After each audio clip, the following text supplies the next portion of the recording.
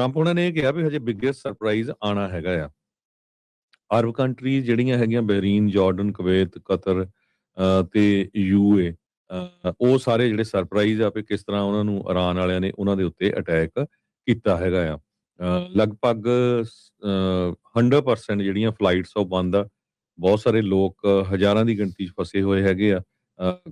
Airports ਦੇ ਉੱਤੇ ਉਹਨਾਂ ਨੂੰ ਹੋਟਲਾਂ ਦੇ ਵਿੱਚ ਰੱਖਿਆ ਗਿਆ ਹੈਗਾ ਆ, ਕਿਉਂਕਿ ਇਰਾਨੀਅਨਸ ਨੇ ਇੱਕ ਅਪਾਰਟਮੈਂਟ ਹਾਊਸ ਤੇ ਇੱਕ ਹੋਟਲ ਦੇ ਉੱਤੇ ਵੀ ਜਿਹੜਾ ਅਟੈਕ ਕੀਤਾ ਹੈਗਾ ਆ। ਸੋ ਟਰੰਪ ਐਡਮਿਨਿਸਟ੍ਰੇਸ਼ਨ ਇਹ ਕਹਿ ਰਿਹਾ ਵੀ ਲੀਡਰਸ਼ਿਪ ਉੱਥੇ ਚੇਂਜ ਹੋਣੀ ਚਾਹੀਦੀ ਆ, ਤੇ ਕਿੰਨੀ ਕੁ ਜਲਦੀ ਚੇਂਜ ਹੁੰਦੀ ਆ ਇਹਦੇ ਤੇ ਹੁਣ ਦੇਖਦੇ ਆ। ਪਰ ਸੋ ਫਾਰ ਜਿੰਨੀਆਂ ਕੁ ਖਬਰਾਂ ਆਈਆਂ ਹੈਗੀਆਂ, ਈਰਾਨ ਦੇ ਵਿੱਚ ਕਹਿੰਦੇ ਵੀ 550 ਦੇ ਕਰੀਬ ਲੋਕਾਂ ਦੀ ਮੌਤ ਹੋ ਚੁੱਕੀ ਹੈਗੀ ਆ। ਇੱਕ ਸਕੂਲ ਦੇ ਉੱਤੇ ਵੀ ਮਿਜ਼ਾਈਲ ਡਿੱਗੀ ਸੀ। 5 ਸਾਡੇ ਜਿਹੜੇ ਅਮਰੀਕਨ ਫੌਜੀ ਆ ਉਹਨਾਂ ਦੀ ਮੌਤ ਹੋ ਚੁੱਕੀ ਹੈਗੀ ਆ। ਬੇਸ ਜਿਹੜੇ ਅਮਰੀਕਨ ਆ ਉਹਨਾਂ ਦੇ ਉੱਤੇ ਕਾਫੀ ਜ਼ਿਆਦਾ ਜਿਹੜੇ ਹਮਲੇ ਆ ਉਹ ਹੋਏ ਹੈਗੇ ਆ।